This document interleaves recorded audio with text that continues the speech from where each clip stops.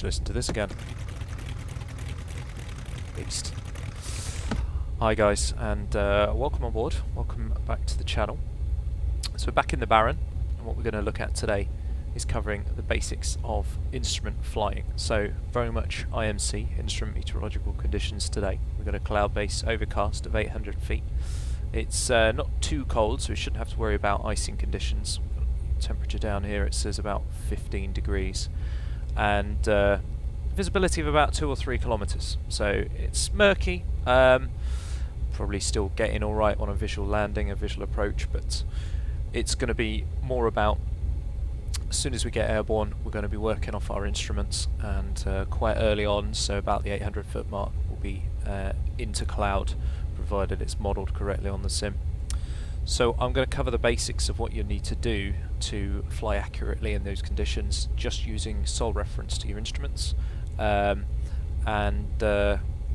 is worth mentioning as well, it's ideal that you've got a good grasp on the basics of flying at this point.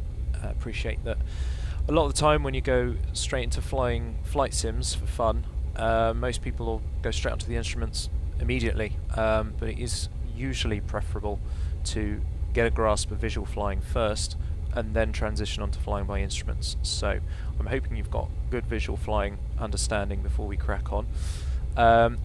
What we're going to use is something called a T-scan, which it sort of vaguely covers what you're supposed to do, but remember you've got a 6-pack of instruments here. So these two, your turn coordinator and your vertical speed indicator, they're not quite as essential, as important to monitor as the ones in the shape of a T, but they are still important. You will find yourself glancing at them at time to time. So the T-scan works, but what I'm trying to say is you'll incorporate all the instruments at one point or other.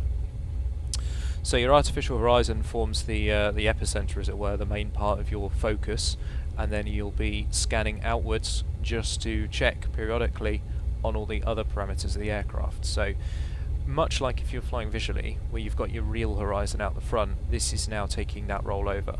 So you're looking at your artificial horizon and then fanning out from there to check your other parameters. Again, yeah, if you were flying visually, you'd sort of glance in and have a look at each of them and then back to the outside, but now you're doing it all exclusively indoors. And now, of course, if you're flying on instruments, this is when things like service with air traffic control and a good awareness of terrain are quite important. We're doing this for fun today, so not going to worry too much about that. Of course, we're at Cardiff now, so you've got a lot of terrain up to the north, but we'll stay above 3,000 feet and carry on towards the southeast, and we won't have an issue there. It's going to take us out towards the Bristol Channel anyway. But yeah, terrain awareness is important, and real world application of this, you'd be getting a service and filing a flight plan with air traffic to make sure that you haven't got any problems with other aircraft as well. But of course, we're in the simulator, so that doesn't really matter too much. So that really covers it. What we're going to do is concentrate on this attitude indicator or artificial horizon. We're going to pitch on rotate, and then we'll just monitor this instrument to make adjustments if any of the other instruments are not reading what we want. For instance, when we rotate, probably going to pitch up to about 10 degrees, see what the speed does, and then maybe readjust if the speed's not appropriate. So I think I'll take a zoomed in view here, and let's get on with it. So I'm just going to climb straight ahead, so we've got our runway heading here, up to 3,000 feet, and then we'll just do some climbing, turning, descending, maybe some speed changes, just to show you how things differ. One last thing, your artificial horizon, now for some reason they haven't modelled the adjustment knob here, but you have got a way of adjusting the vertical component of your attitude indicator here. Now I'm going to set it to the line now and not reset it in flight. Some people may reset it back to what you would need in terms of pitch for straight and level flying, but I'm going to set it to 0 now, and then I can use that to reference exactly what we need, say 3 or 4 degrees pitch up at a given speed to give you your straight and level flight. So let's get airborne and give this a go.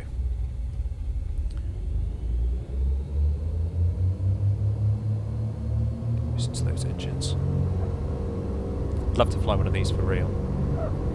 I've flown a Seneca, I mean they've got very similar engines to be fair. So rotate about 80 knots, and we'll climb at 105. So I'm just going to go for that pitch of about 10 degrees initially. And don't forget to trim, that's going to make your life easier. Get the gear up. So now have a look at your airspeed. It actually looks like we're a bit on the fast side, so we could go up to 50 and then reassess what pitch is required to keep about 105 knots. It's climbing nicely.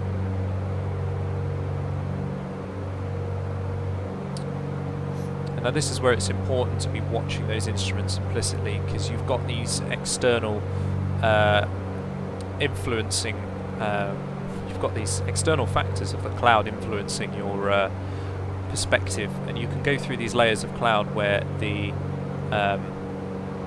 there might be a different line across it that you could be fooled into thinking is a horizon. So it's very easy to get disorientated. So you've got to concentrate on your instruments here. I'm just going to pull the props back a little bit and give them a bit of a rest. As you can see while I'm doing that, going off course. And I'll probably need to reassess my pitch at this point. I'll have a slight decrease in power now with that reduced up. Yeah, I'll get it back to 25. The props in car as well, actually. So yeah, it looks between about 12 and 15 degrees is what we need to keep it flying at about 105 knots in the climb. So we're going up to 3,000 feet. Remember, it's important to anticipate when to level off. So we're going to put the sunlight up here. Still looks like we're in cloud. I'm not sure what's going on there. So we're going to pitch down to, let's see where 5 degrees gives us a little bit of a climb. So we'll start trimming that, and I'm going to aim for about 120 knots.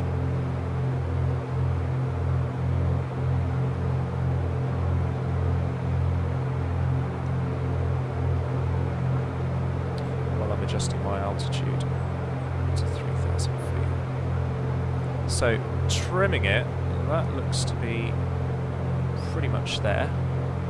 We've got a heading and we're more or less at 3,000 feet. Let's just do a little bit of fine tuning there.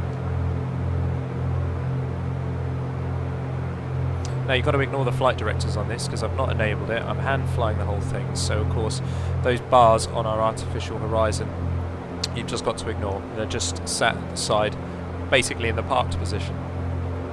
So we're at 3,000 feet there.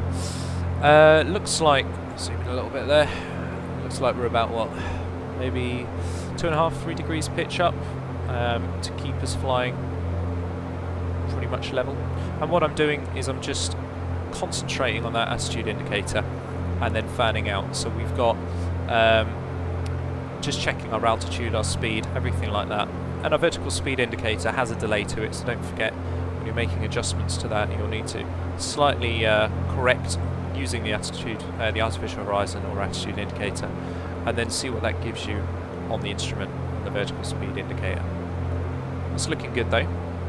Now, stick to making your turns rate 1 turns as well. So that would be using the turn coordinator on the left, having the needle pointing at either the L or the R is a rate 1 turn. It just gives you 180 degrees in 60 seconds for a turn. That's why it says 2 minutes underneath. That's 2 minutes to do 360 degrees. It's good to be in that habit. That's what air traffic are expecting you to do when it comes to turns. So let's try a turn first of all. Let's go to 210.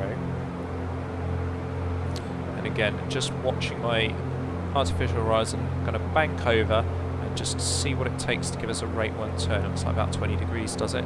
So maybe slightly less, 18 degrees or so. Adding that slight amount of back pressure just to keep yourself from descending. And then we've got our rate 1 turn going. Remember, it will want to pitch down as you roll into the turns, so just keep a slight bit of back pressure, just pulling very slightly back on the controls to stop the nose from dropping. And there's our heading. Cool. Just add a touch of power there because we're down to 115 knots. You will lose a little bit of speed in the turn as well, don't get me wrong. And back round to the left. 120. Again, so it looked like it was about 18 degrees.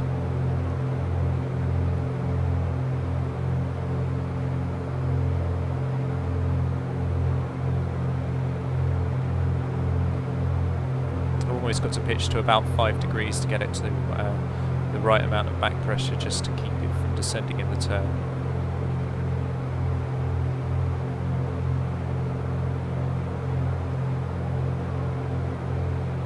There we go.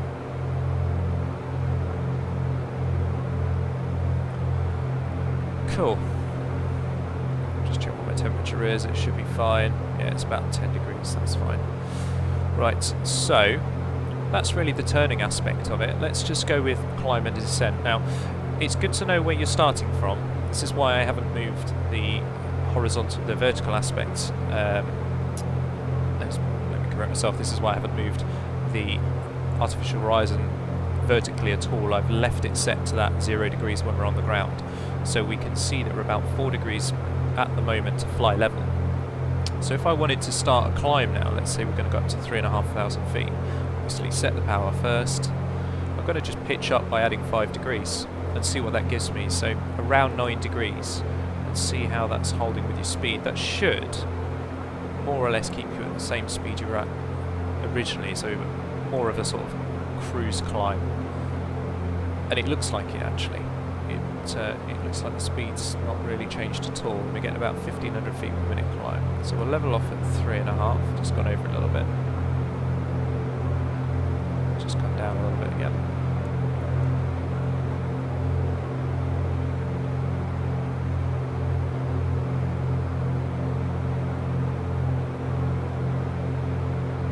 Cool. Let's try a descent. So I'm just going to take a handful of power off, and again, I'm just going to lower the nose by about 5 degrees, maybe just start at the horizon. And you remember, you'll need to potentially make adjustments as you go along, so keep an eye on what your instruments are doing. If you see yourself slowing down or speeding up, or you want less or more rate of climb or descent, you just need to make an adjustment with the power.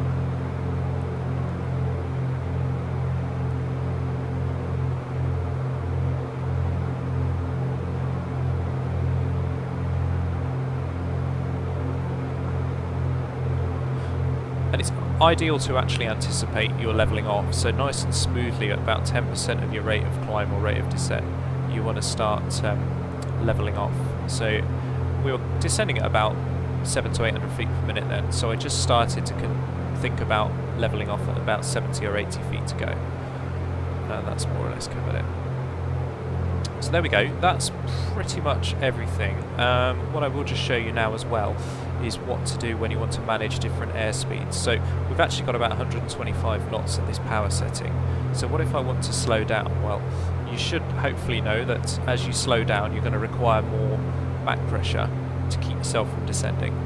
So if I want to come back to about 90 knots, I'm going to have to start retrimming so this doesn't, that's just because I've got a low power setting there. Retrimming so that you don't have to, so you don't descend, and trying to keep that 3,000 feet while the speed bleeds off. So what I'm going to expect to see here is a big difference in that pitch attitude on our artificial horizon to stop us from descending, and it looks like it. It looks like for about 90, well we're at 95 knots at the moment, although we lost a little bit of height there.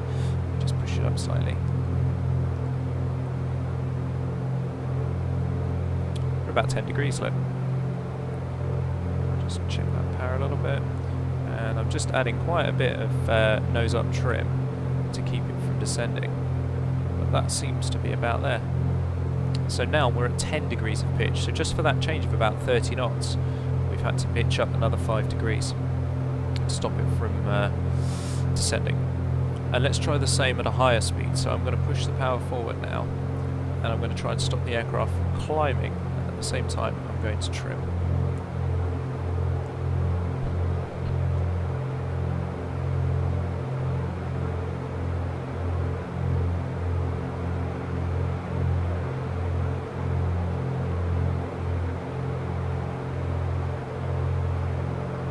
Now we're almost, well, let me actually get it set up before I say this. We're almost at 0 degrees, just slightly above, and we've got 150 knots. I mean, this thing is a beast, so this will absolutely scream along if you let it. Just sort the altitude out a little bit there. So it's certainly a much lower nose attitude, and we've got ourselves at 150 25 knots. And I'm just, again, concentrating on the attitude indicator with the artificial horizon. That's quite distracting there when the clouds flash like that. Concentrating on that middle instrument and then fanning out to the other instruments to confirm what's going on there. And you can see that just every now and then just checking the vertical speed to make sure that I've got that under control as well. But we've got our altitude well established and slightly off on our heading, so just a tiny bit of bank if you need to adjust your heading just to get yourself back on your desired heading. That's pretty much it, but what I'll do now is show you now how that translates to a glass cockpit type aircraft, or digital instruments rather than this analog 6-pack. And so I'll swap us over to a G1000 equipped aircraft now and show you the same techniques but with a different display. Okay, so here we go. We've got our G1000 in front of us this time, so I'll just apply the same settings, the props all the way up. Yep, so we'll just get airborne in this and do exactly the same technique, and hopefully you will see how much easier it is to do the same manoeuvring on this kind of display. First of all, you've got a much bigger visual representation of your artificial horizon. Everything's in the same place, so airspeed is on the left, altitude is on the right, you've got your vertical speed just to the right of that, and you've got your direction indicator underneath. Below the angle of bank indication up at the top, you've got your balance ball, as it were. It shows you your slip and skid, so you use that for to make sure you're coordinated. And then for your rate of turn, so remember we were talking about rate 1 turns here, when we start a turn you'll actually see a little pink line appear on the left or the right depending on the direction you're turning, and if you stop it and line it up with the white line here, that's your rate 1 turn. Obviously the one just inside that would be half a rate 1 turn as well, and it also doubles up as your trend vector on your rate of turn, so you can see it overlaid on your direction indicator. So we close that again, let's get this one airborne and I'll show you how it's done on this aircraft.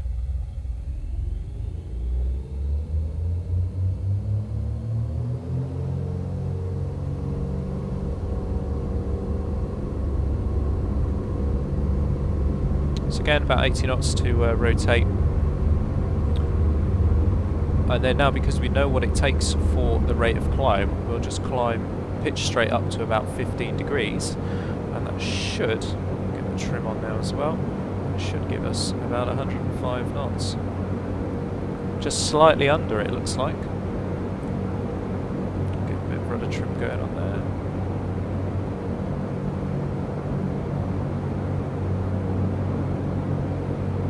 And there you go guys, we can accurately fly at about 12.5 degrees of pitch, and it looks to be giving us the 105 knots that we need for our climb out. So get the gear up.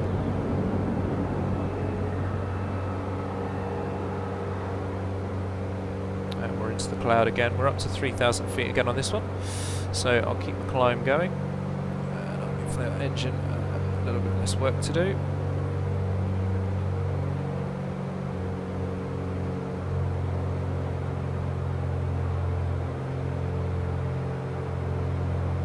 About 2,500 RPM. In fact, it seems to let us pitch up even more when it comes to. It's probably just gained some power somehow. So I'm pitching to 15 degrees now, and it is slowing down slightly, so I will need to recheck that. That's 1,000 feet to go now, that's what that chime is for.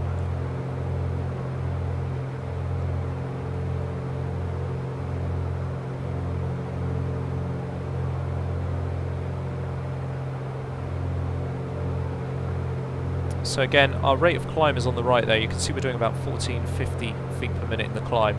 So possibly about 150 feet to go, we'll start reducing our rate of climb. But it is quite easy to pitch down on this, so we don't want it to be too early. There we go.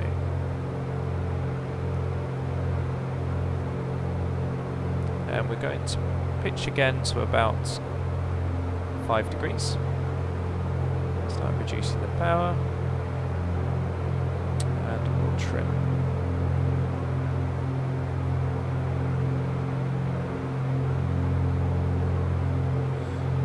much easier to accurately fly a given pitch on this glass cockpit. It really is an improvement, and you can see why it tends to be the favoured layout now, unless of course you're in an older aircraft that has analog gauges fitted. Apart from GA, obviously, they tend to just stick to what they know. Analog instruments are the best to be taught on as well. So there we go. We are 120 knots. Just slightly adjust my pitch there. More or less trimmed. And direction of about 120 degrees. So let's go back to what we were doing before. So we said for a climb, let's just put full power in now. Pitch up by about 5 degrees. I'm going to go to 3,500 feet. It will chime at me because obviously we're deviating from our selected altitude by more than 300 feet, but we'll just ignore that. I went for 200 feet there. And actually, again, this looks like a cruise climb, so we won't need to do much of holding it at full power when we level off. Just bring the power back at the same time. There we go. So again, that was up to about 10 degrees, then back down to just under 5. And that's keeping us level. And let's do a descent now. Take a chunk of power off. Lower the nose.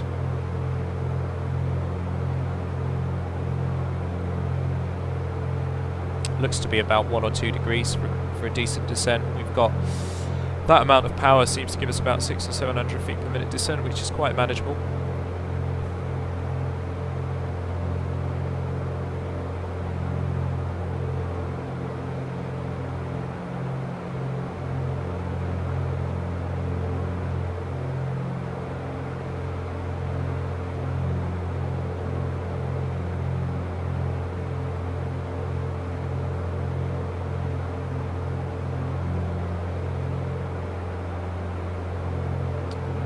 Our 3,000 feet coming up.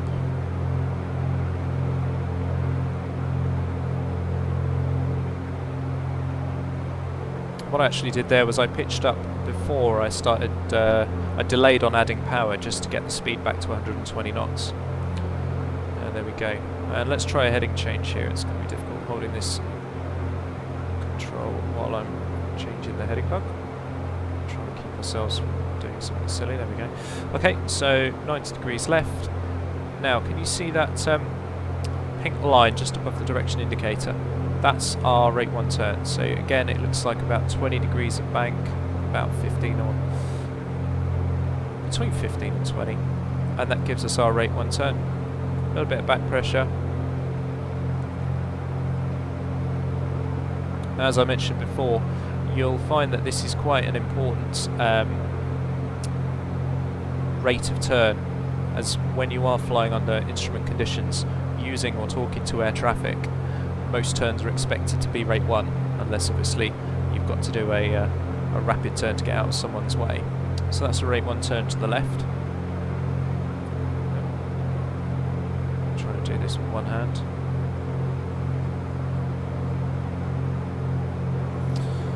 And let's do it again to the right. So about 18 degrees. There's our rate 1 turn. Slightly less than that.